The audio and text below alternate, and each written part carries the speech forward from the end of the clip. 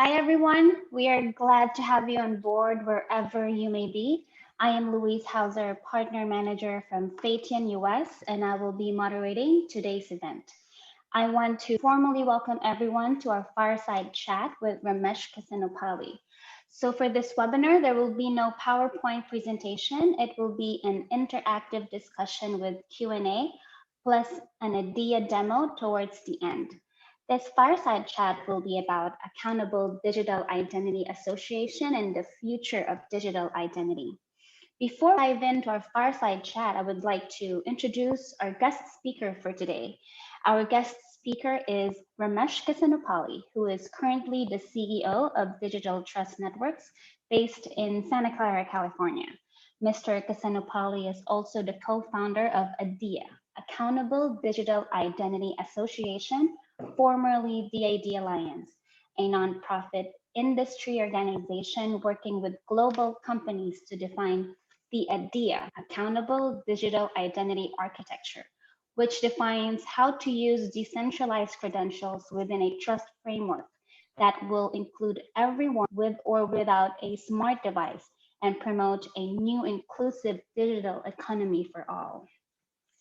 Prior to this, Kesanupalli was the founder of FIDO, a global standard for authentication which eliminates network passwords and makes online authentication simpler, stronger, and easier to use. FIDO, a fast identity online, is now a national standard and is supported by all operating systems and browsers. Our fireside chat won't be complete without Phaeton Tech US very own Gautam Vij. Gautam Vij is the Chief Revenue Officer, Head of Sales of Phaeton Technologies US with 20 plus years of sales leadership with 360 degrees progressive technical management experience. Mr. Vij is an expert in enterprise sales, B2B new business development, software development, product marketing, management, business strategy, and corporate mergers and acquisitions. He also has finance experience with Fortune 500 companies and a founder of 2 profitable startups. So let's begin. Gautam, please take it away.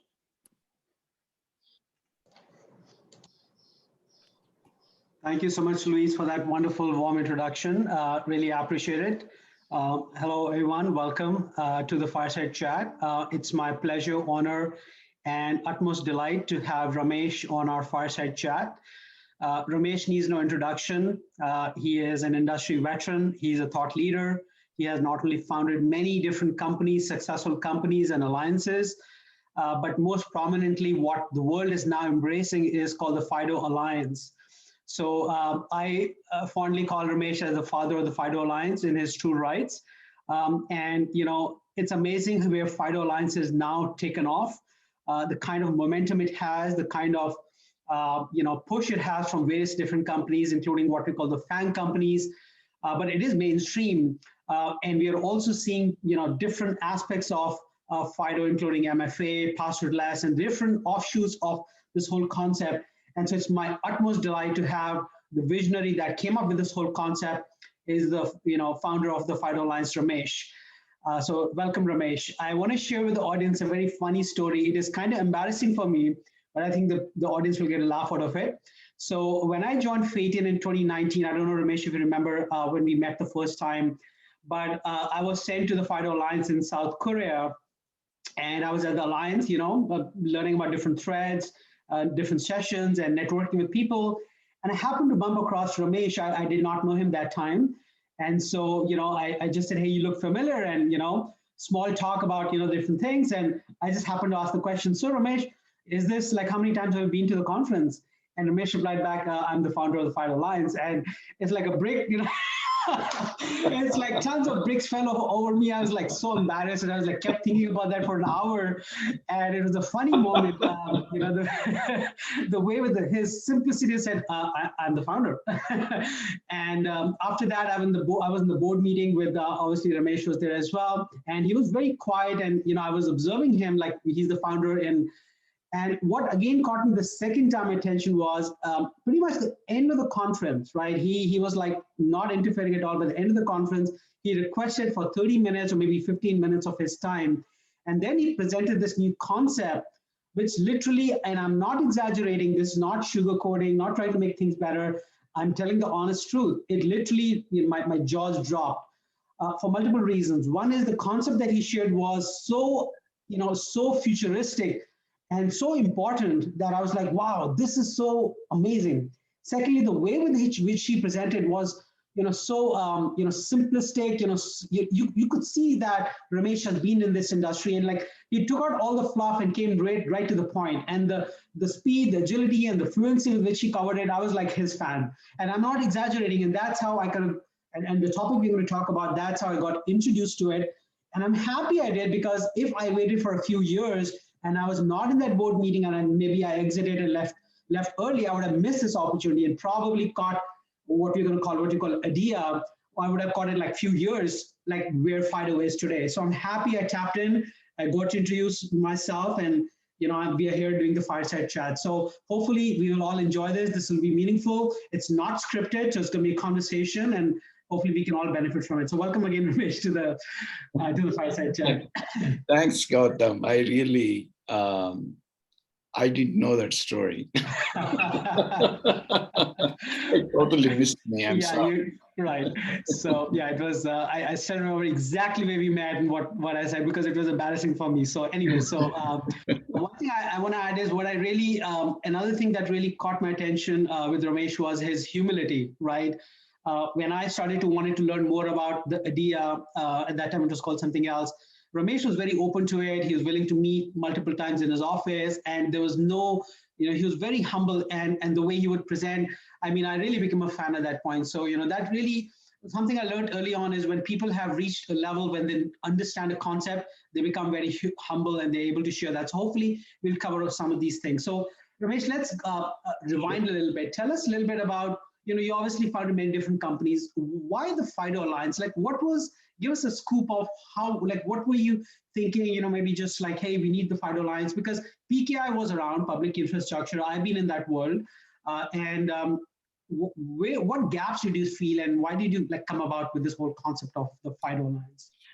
So I shouldn't say that. I suddenly woke up one morning, I came to know about that, and I wanted to do that. So it was definitely evolution.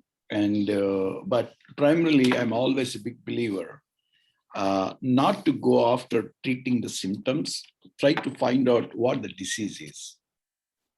So if you fix the disease, then you don't need to worry about symptoms. So but at the time, I was running a company called Validity, which was a fingerprint sensor company.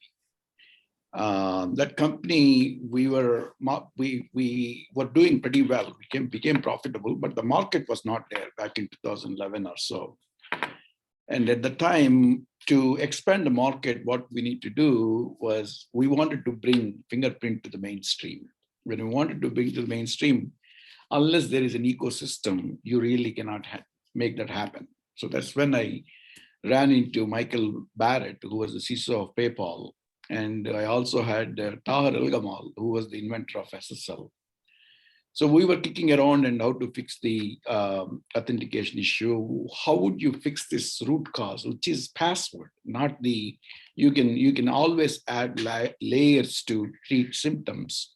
So we started our internet infrastructure by treating that as an account-oriented infrastructure. So user ID, password are the two things. And we keep using the passwords everywhere. As long as we use the password for logging in, and you are exposed because you keep reusing the same thing, somebody attacks the server, they steal a whole bunch of passwords, and then you are exposed. So if you really want to fix the online authentication problem, you need to eliminate the password.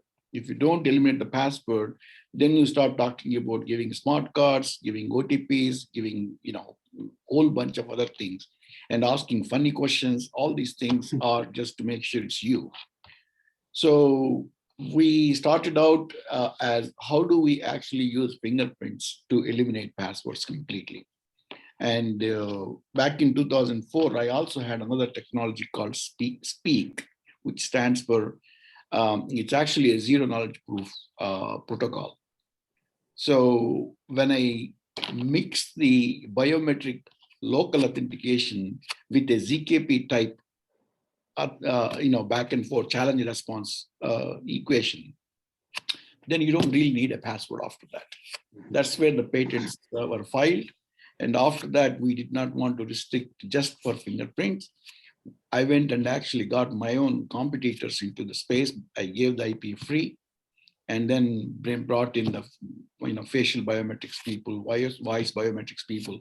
Now, anybody who is working on biometrics don't really need to worry about an ecosystem already created. Yeah. That's how FIDO got generated. That's fascinating. That's fascinating.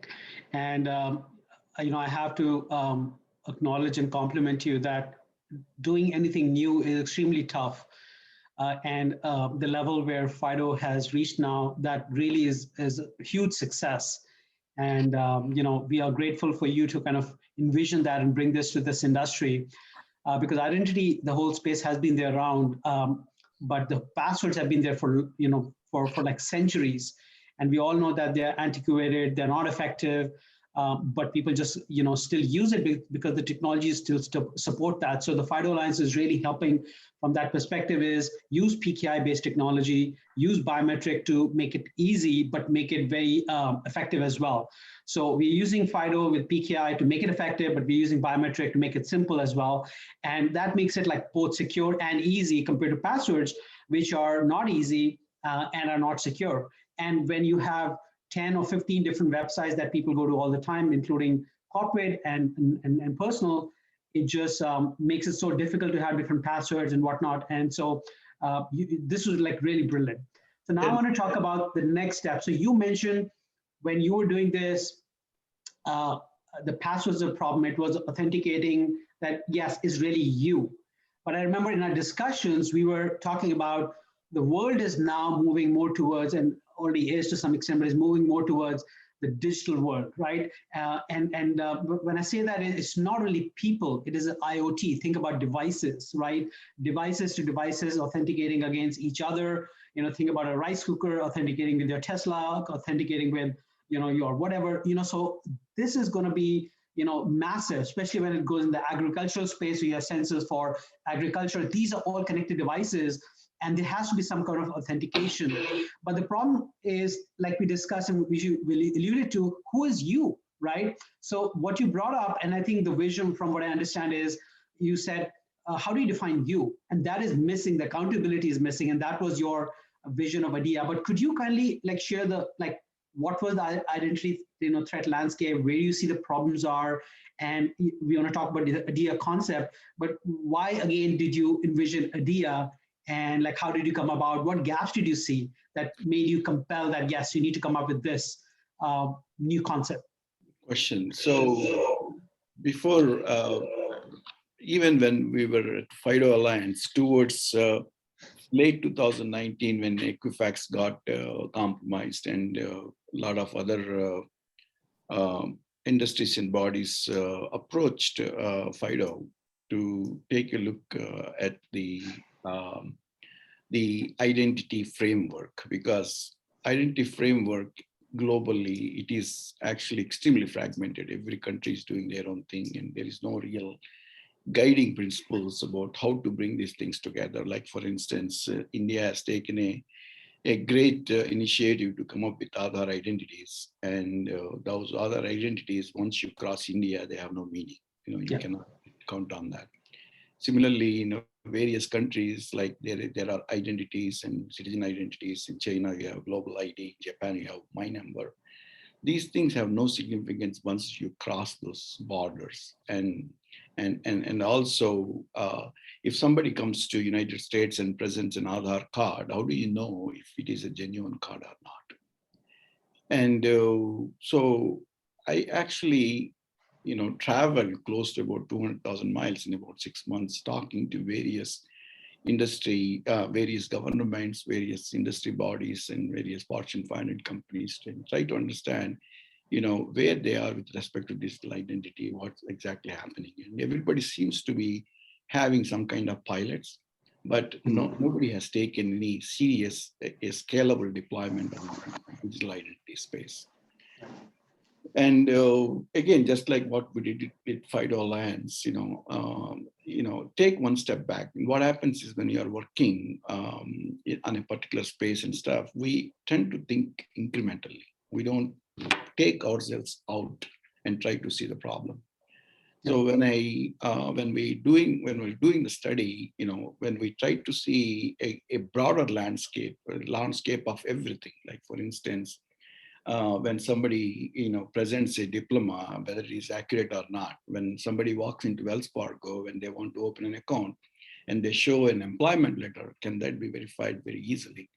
And like when I was doing this study, by also the United Nations was talking to Amazon to actually, how do you keep track of the consignments that when a disaster hit areas are being sent, how to track where they are, and finally, if they are getting distributed, have they been distributed to the right kind of people, or actual human beings, or Ramesh and Gautam are selling to any safe way and then, putting some fake names there, So, and then you have, if you see the stimulus checks that happened last year, there were close to, $14 billion worth of checks were sent to people, who really, who are actually not alive right now, So you have all kinds of problems that are happening in the IT space. And what we felt was, and thanks to COVID, some of the problems that we were having earlier, got expedited slash highlighted and made it more urgent with respect to digital identity. So when we looked at it, what I felt was it's time now where we can't treat the digital world anything more different than real world, that those days have to stop now. And in the digital world, we kept on pushing the button on, just make sure this is going to be, we have to treat the online world differently. Security and privacy are the main things. And if you see the in addition to the fraud, now you also have another major problem, which is disinformation. How do you stop disinformation? Somebody puts something out there, and then you don't know who is the original source, and that gets tweeted, retweeted, retweeted 100 billion times, and and then 10 times you tell the same lie, that becomes truth. So what I felt that is missing in the digital world, that is not there in the real world, that is there in the real world, is the accountability. So in the real world, our identities are actually not created by you and me. They are created by our parents. So when we are born, doctors will come out and say, this is Ramesh Kesanupalli was born to such and such parents and such time, such and such date, such and such facility. And the county will come out and then certify that. And then there is a birth certificate that is created. And I take that birth certificate and go to, my parents will take that to elementary school and say, this is my son, Ramesh Kesanupalli. I want to enroll him in the elementary school. Then there is that elementary school identity is created. After the 5 years, 6 years spending there, I take it to high school. Then I show that, and there is a high school identity created. Then university, then employment. So we traverse our entire life through that, carrying that identity. Anything and everything that is done by us, attributed to us, is actually delivered to that identity. And if there is some fraud associated with that name, we will be held accountable. So there is a real identity or real person behind that identity that is created. So what I felt was, in the digital world also, let there be an ecosystem where people are onboarded into the ecosystem, something I call a digital address. And that digital address can be created by any of the existing trust resources that you have. So like, for instance, if you are between age and 5 and 20, if you are just born, then even birth, the local county can be a place where it can create a digital address for you. But between 5 and probably 20, you will be in a school or a college or educational institution. After 21, 22, you are with an employment. All these places have actually done the enough identity information before they create an identity within their identity sources for you. So let those people be the people who will onboard you and create a digital address, quote unquote, called, in my opinion, a digital birth certificate for you. Mhm. Mhm. Once that is created, you can use that key, or you can use that initial trusted seed that is created by you, somebody, as a anchor point where your rest of the identities and credentials, like for instance, healthcare, your healthcare data is spread across 6 or 7 different sources as we speak today. How do you leave the data right there and then make sure you will be able to point to them and provide access to them, anybody and everybody that you want? So what we felt was there is an accountability layer that we bring on top of the great work that's being done in with people like, you have ADIA Foundation, Self-Sovereign Identity has done great work. Internet Identity Working Group, they do great work, and W3C verifiable claims. The work that's being done is fantastic. So why don't we just embrace all the stuff that's being done there and bring in this additional layer, which I call, the accountability layer. And once you do that, anything and everything happens, and privacy is completely protected. Only once that key is originally trust series generated, everything else, you hang yourself into that service, which will hook you up using FIDO.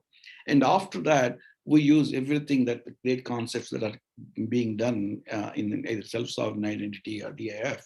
We create one-time DITs to actually present the credentials and dealing with service providers, issuers. After that, any time when there is a fraud, that can be traced back to that trust anchor. Yeah, And because there's accountability. Yeah. the trust anchor is the one, you will be able to find the source going to the issuer. So the service that is offering this access to you does not have any personal information about you. They only have the key. From the key, they will be able to go, where is this key originally created? Under right kind of legal, framework. Under the right kind of legal framework, you will be able to go, and then if there are enough subpoenas, then make sure that person needs to be, located who he is, and you go to the issuer who originally onboarded, and he will have information about you. It's really brilliant because the way you just explained it, this is what happens in the real world, right? What you essentially said is when a baby is born, there's an authority, which is the hospital, that generates the birth certificate. When you graduate, you have a certificate that the university generates. When you apply for a passport, there's the passport authority that does that. When you get a driver's license, there's an authority that gives you the driver's license. There's so many of these different authorities, but in reality, they're all so many silos, right? And you have to carry these physical attributes, right? Or assertions, or what do you want to call them. And some of the use cases you and I discussed, like the use cases so many that it's literally mind blowing. Think about the passport, right? A person that moves from, let's say, India to the US, the passport is different. It's a physical entity, right? When the person comes to the US, all the things that he had back in India, they are irrelevant to some extent, right? And the other thing is there are inefficiencies on how do you verify? How do you make sure that this person is not a terrorist or those kind of things? So what really got me excited about ADIA is that it digitizes this whole thing, right? And you're able to get and validate everything digitally, across different countries. So I remember I fondly call it universal identity to some extent, right? So it's really, really mind blowing. So would you kindly cover how do you address what is ADIA? How does I don't want to get too much in the architecture, but what does it look like, and what are the different components? Number one, and number two, I would say, who's the target audience? Is this too early in the phase of where ADIA is, or should people start to look into implementing this? What are the roadblocks? What are the building blocks for it? So one of the things that we did while we are actually, defining the architecture and the overall approach, one of the things that we kept in mind is we should not, create an ecosystem where people will have to change their infrastructure or rewrite applications. Second one, what we felt was we have to come up with something that will fit with the existing infrastructure, which can migrate from where you are. Like for instance, if you're an enterprise, you already in HR systems, you already have, when, for instance, Fatian hired you, they did all the I-9 work on you. And on the I-9 work, they know who you are actually, And from now, from the HR database, they can actually create a digital address for you. So ADIA specification just got completed, the version 1, just 2 weeks ago. And the specification is in friends and family review as we speak. Okay. And the first implementation of ADIA, we have various pieces, like you talked about what are the various blocks. So in ADIA, the main interaction point is we call interchange. The interchange is the place where user will be having his own application called digital address application between his device and this interchange service. Interchange service is the one that is going to be dealing with the issuers and service providers and regional global directories. And each time when an interchange is created, interchange actually is registered into the ecosystem. When a new issuer is brought into the ecosystem, that issuer is brought into the ecosystem by an interchange, and there is a governance framework that goes with it. So when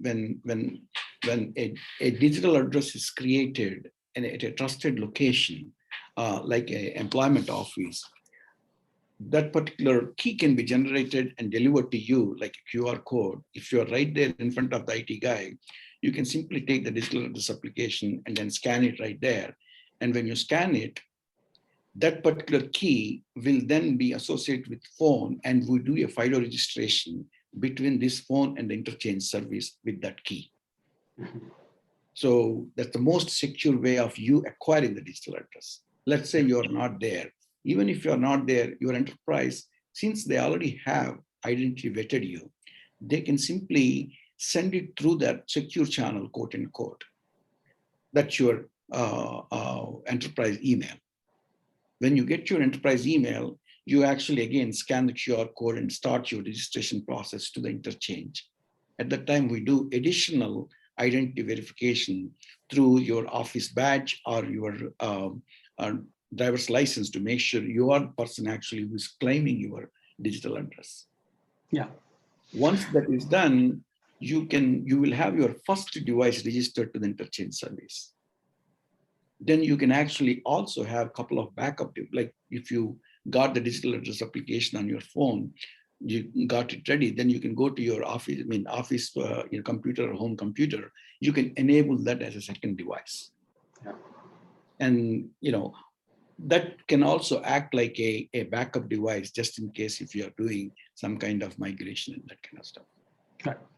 So is the concept that when you get the first time you register yourself and you have the digital address, thereafter, as you go and let's say you go to a hospital and you want your medical records to be also part of this digital ID framework? Yeah, interestingly, I didn't complete your, so where is the ADIA specification is in the friends and family review right now. Yeah. And we have a first implementation from Digital Trust Networks, the company that I'm running right now. Yep. And we have CVS, which is actually, doing 2 pilots with us as we speak. Wonderful. And second thing is, yes, it looks somewhat futuristic, but the way that we designed it, not necessarily. You can actually bootstrap and then create this digital address for people. I can go to Stanford and say, hey, you have all your students. When you create the student identity, just create a digital address for them. After that, you can actually publish the digital credentials. That could be your progress report, quarterly report, and also diplomas for the people who passed out. You can simply issue to the digital address, and that will create a very, very easy way for a Cisco when they're hiring can simply touch that digital digital address and be able to verify, without any problem. So we want to make sure that you do not have to wait another 5 years to deploy the system. Right. With the existing infrastructure as it stands today, we can give you a migration path. That's awesome. What would you say is the incentive for companies like you mentioned, Stanford or others? Obviously, it removes a lot of the inefficiencies, right? Everything is digital. Everything can be shared digitally, lightning speed. But people like companies are busy with whatever their budget and funding and everything else is. What is the pitch? Like, who's the right audience? Like people who are listening, what should they take as a key takeaway? Like, why should they take action on considering ADIA, and what do they need to know about why this is important? Why do they need to act like now, and why is now the right timing for it? So the time, like I said, COVID is definitely one of the inflection points.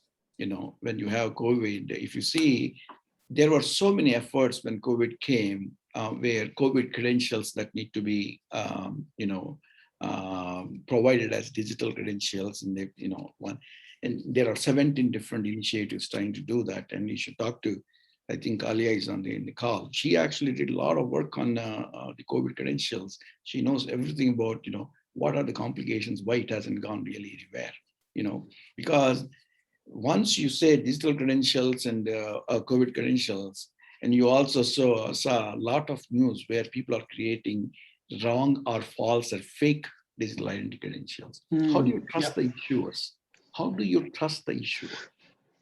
Absolutely. So those are the things. So the technology alone cannot solve the problem. Technology needs to have a right kind of use case. Ecosystem also. And that also needs to have right kind of business case for that matter. Without proper business case, technology solutions will be museum pieces. Yes, absolutely. You can create a wonderful technological thing, you have to send it to Smithsonian after that, because there is no real use case to do that. So ADIA is a very ambitious thing, honestly. It is right from the beginning thought about how do you actually do this in a global scale, point number one. Point number two, how do you enable a cross-network settlements? There is not going to be one network, one system that is going to actually win every person and every insurance service provider. This is almost like should work like a telephony network.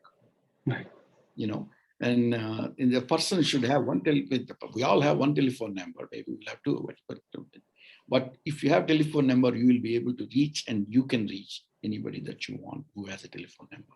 It's as simple as that. It should be as simple as that.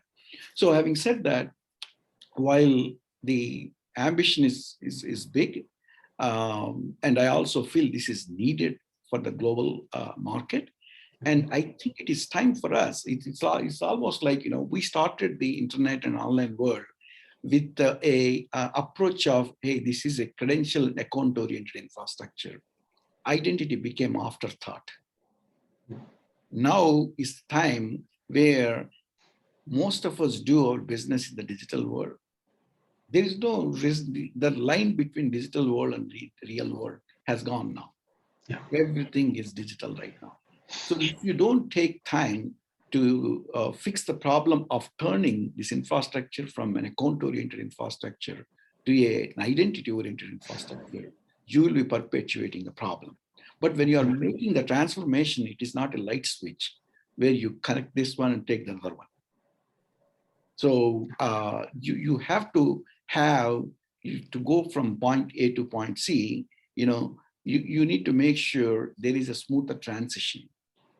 The B will provide the transition, then you will find yourself at C.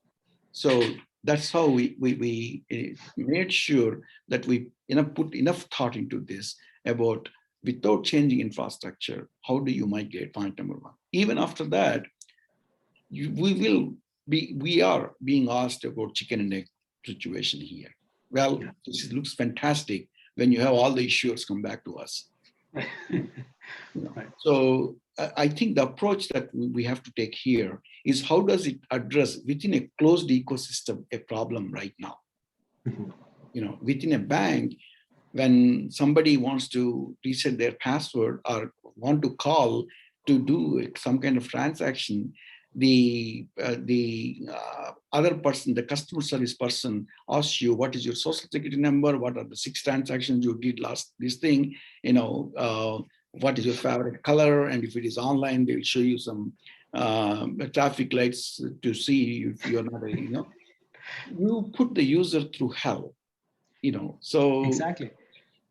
so so what digital address can do is, if we can position from use cases which we are thinking right now, where that itself can be solved by this one. You don't have to ask 20 questions. When a consumer, a bank gives a digital address because they already have all the information about you.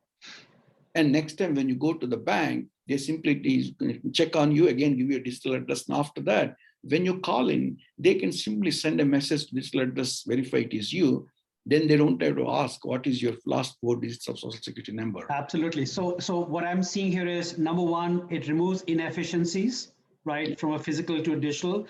Number two, it's more secure because one could carry a fake piece of document, and how do you verify that, right? In today's world, everything can be forged. Everything Yes. can be forged.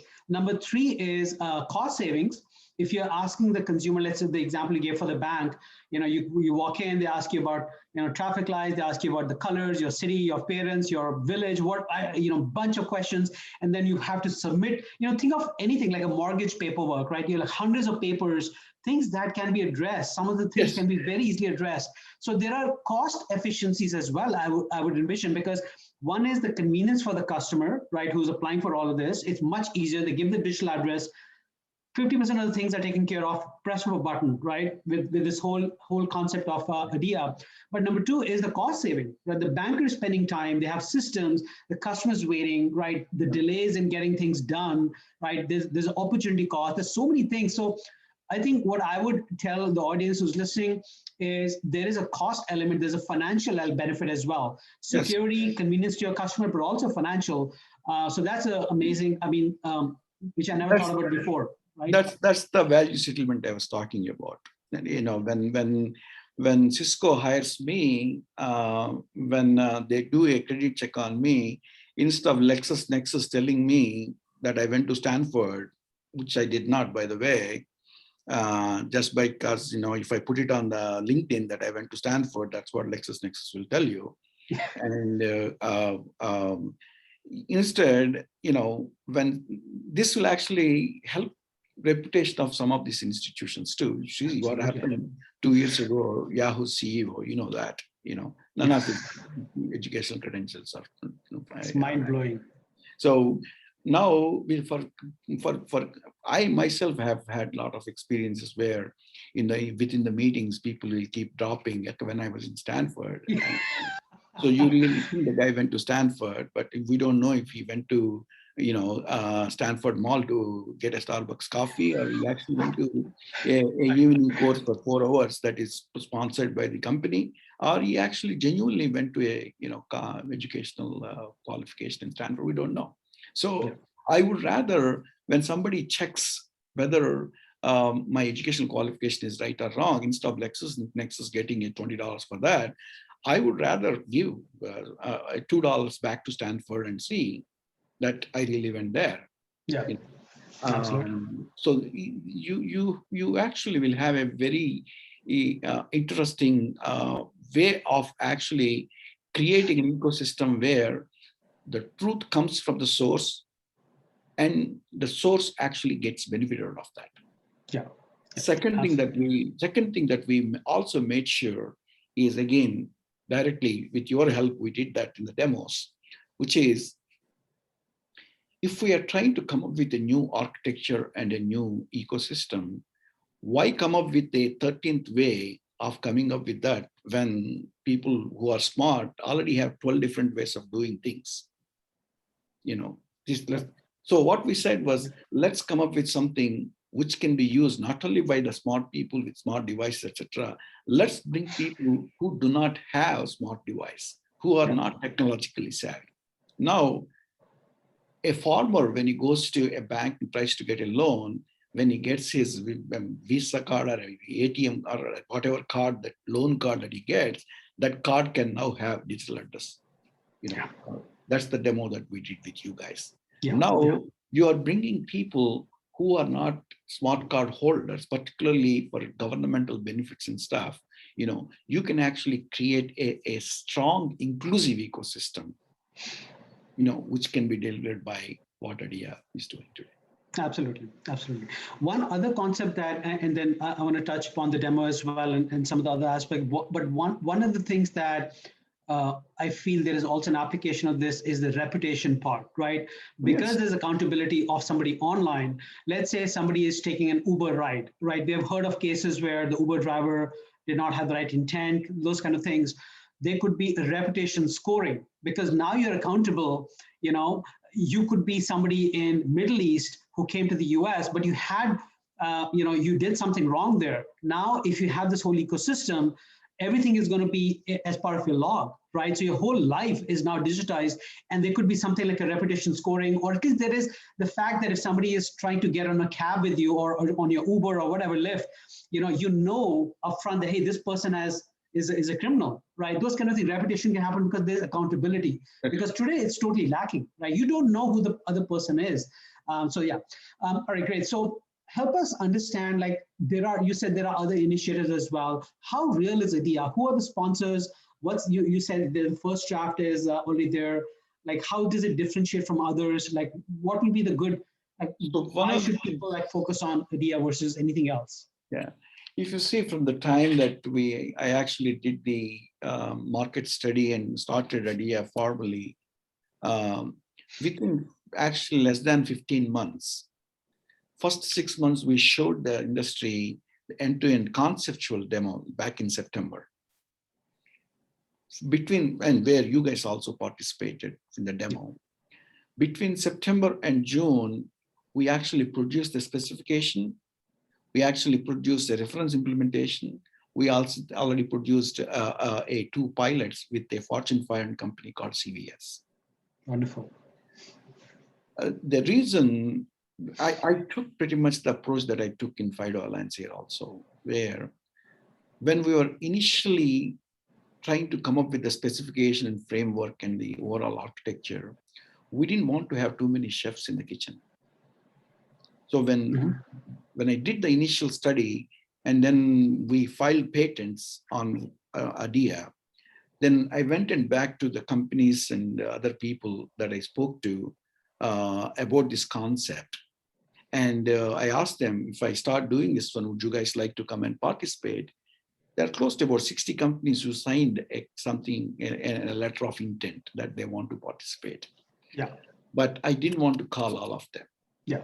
When I started the work, because during the initial work, if you have too many chefs in the kitchen, one recipe gets nothing will happen. Nothing will get done. Nothing will happen. Two, it will take a very long time. Yeah. So what I did was I picked the people who are required initially. One identity proofing company, one blockchain company, one Fortune 500 company, one deployment company like this. So digital asset is a very strong company for blockchains. So they are on the board. CVS as a Fortune 500 company. And I also believe, like I was mentioning earlier, this is a long-term thing, but you need to start as a closed ecosystem at some point first for adopt. There is no other place that is better than healthcare because your information is by nature distributed. Patient identity is a major problem. Third thing, the US government has been asking healthcare industry to move away from social security number for close to 5-6 years now. And maybe even more than that, I don't know the specific number. So if you see those things, and also patient consent and delegation are very critical things in the healthcare space. Look at the things, data is spread, consent and delegation is extremely critical. Government is saying move away from social security number, And patient identity is a major problem, Major whether problem. it's prescription drug problem or patient identity insurance fraud. So that's part of the reason we initially chose CVS.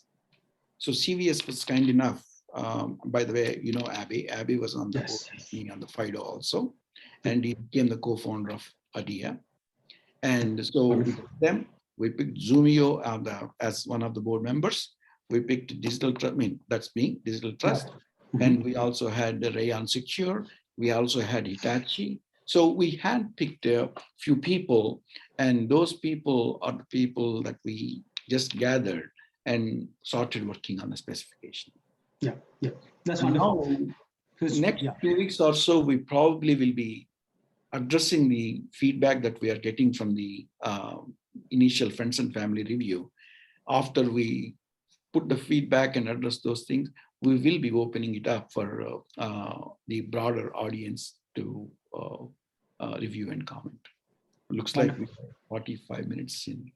Yeah, we plan to do 15 minutes, but this is a great conversation. So thank you so much, Ramesh, for this. So why don't we jump into, so obviously people who are interested, they can go look up the idea and let's do a quick demo if you're okay with that. Yeah, sure. And then of course we'll do a Q&A for anybody who has, I know there's a bunch of Q&A, I see that popping up. So why don't we show a demo? Luis, do you wanna take it over? Yes, let me just share my screen quickly. Yeah. Hold on.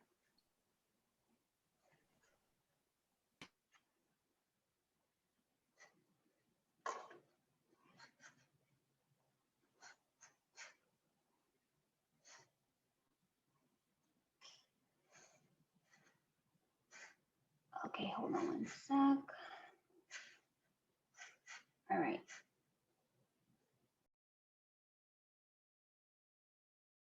Hi, this is Jason Burnett, and I'm demonstrating issuing a digital address to a user by an enterprise. In this case, we have Link Systems. They are set up as an organization with DTX.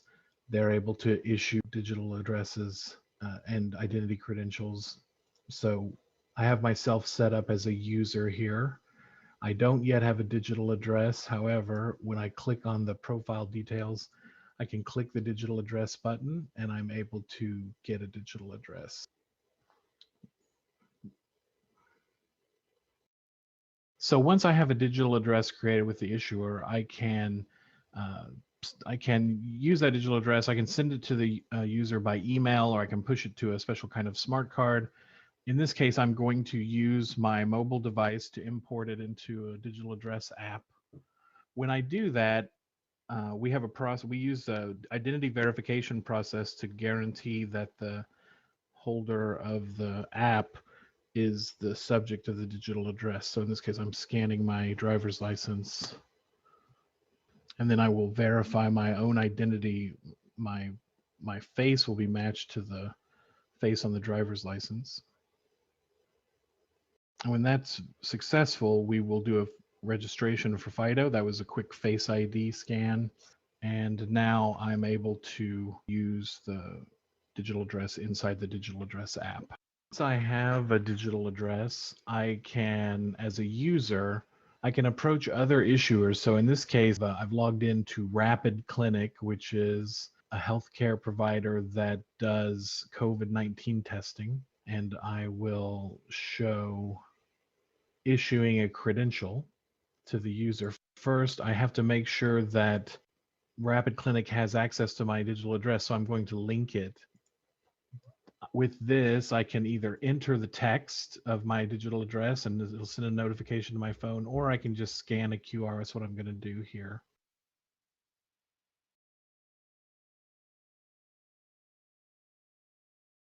That will ask for a service connection to Rapid Clinic. I can see that and I can consent to connect.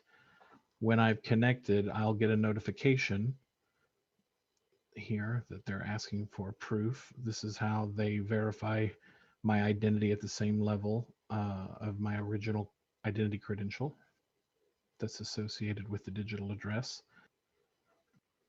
I pause for just a moment to create this diagnosis record. Now that it exists, I'm able to issue a credentialized version. When that is issued, you'll see the notification on the mobile device. So as the holder of the digital address, I'm able to receive and accept the diagnosis record. After doing that, then I will have this credential added to my credential manager. This is the diagnosis record that I received.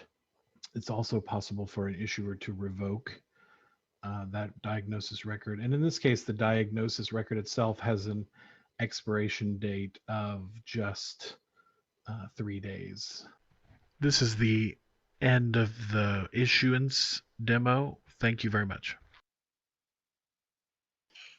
So there's another part of this demonstration. Let me just stop sharing quickly.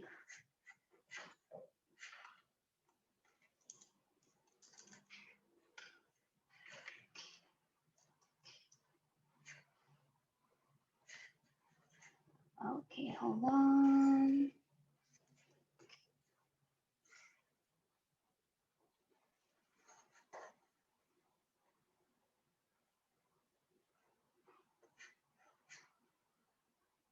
Okay, so this is the second part of the demonstration.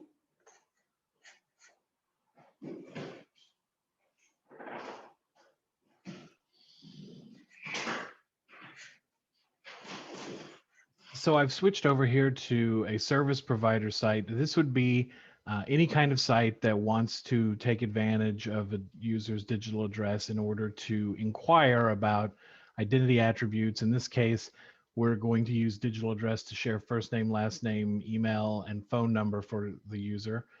That's me. And then when I click continue, there will be an additional QR that the app, I'll scan with the app in order to request the COVID credential be shared.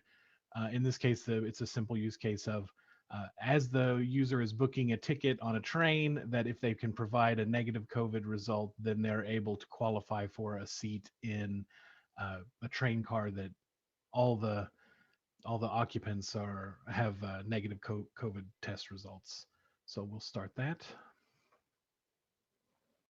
Scan to get the initial connection request, and then I'll receive the credential notification asking me to verify these things: first name, last name, email, phone number. When I do that, you'll see here that those details are now provided in the form. Our form does require that I have only a single first name. So now when I click continue, another QR will pop up. This time when I scan it, I'll be asked to request or to submit my COVID credential result. When that, so you can see here asking that if I submit, when that is supplied on the website, you can see that I've verified that proof I qualify for the COVID-free train car. Thank you.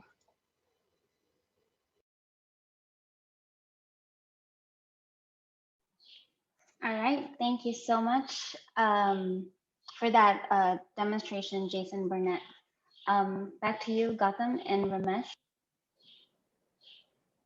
All right, thank you so much, Luis and Jason, for that. So I know we are almost out of time. Any question that you think we need to answer, Luis? I see a bunch of interaction. So one of the things, yeah. So what I would recommend is actually for the people on the call, if anybody wants to reach out to us, reach out to ADIA, please go to adiassociation.org. And any of you want to reach out to Digital Trust to take this further about the overall architecture detail, you guys can reach out to me or Jason. We'll be happy to, we'll be happy to answer all your questions, show the more detailed demo. Like I said, our platform is in beta. It's in pilots with CVS. if and this is not something completely futuristic. There are ways that you can deploy these things now without changing the infrastructure. And also, other thing that I strongly believe, this is the same thing I used to tell FIDO. Here's the same thing also here. This is not something that one group, one country, one network, one company can fix. This has to be a global effort. There needs to be a common thing, an Okta ID and an Azure ID. If they don't talk to each other, there is no meaning to it. So there needs to be interoperability, and the Decentralized Identity Foundation is doing a fantastic work. But unless there are cross-network value settlements, and there is a trust framework and governance framework that comes on top of that, that is imposed both operationally as well as technologically, you really are not fixing the problem. So with that, I think we answered most of those questions. Yes. I think, Choi wants to get in touch with and have a separate call. I will be linking. I'll be sending a message on LinkedIn to you. Thank you so much. Absolutely. Ramesh, thank you so much for your time. This was wonderful. Again, our goal was just to introduce and share the gaps that exist today and things that ADIA can help. And it's good to know that ADIA is ready at that level where it's still in beta. But if you feel there is need for your organization, this is a great time to reach out to Ramesh or to Jason and discuss and learn more about it. Right? We didn't want to get into the architectural detail, but I can tell you it's really fascinating. So when you look at it, look at the different building blocks based on blockchain, is extremely fascinating. So I would reach out to them and let us know if there's any other questions. Ramesh, again, thank you for your time. This was exciting. I had a lot of fun, and I appreciate your time. Thanks. All right. Thank you all. Yeah, thank you all for joining. Bye. Have a wonderful day. Bye. Thank you, everyone. Bye-bye. Thank you. Bye.